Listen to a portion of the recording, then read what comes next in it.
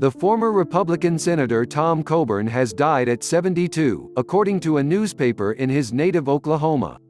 The Oklahoman published a statement from the senator's family and said he died after a long fight with prostate cancer.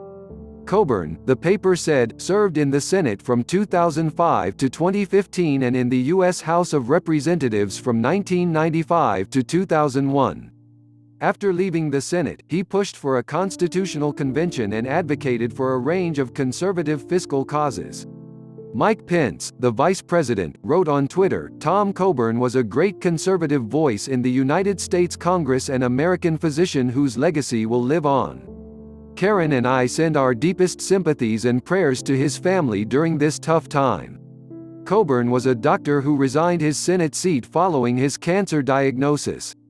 "This decision isn't about my health, my prognosis or even my hopes and desires," he said then. "As a citizen, I am now convinced that I can best serve my own children and grandchildren by shifting my focus elsewhere." One such effort was in support of right-wing efforts to call a constitutional convention, in an attempt to dramatically restrict the powers of the U.S. federal government. "We're in a battle for the future of our country," Coburn told the annual convention of the American Legislative Exchange Council (ALEC) in New Orleans in August 2018. "We're either going to become a socialist, Marxist country like Western Europe, or we're going to be free. As far as me and my family and my guns, I'm going to be free."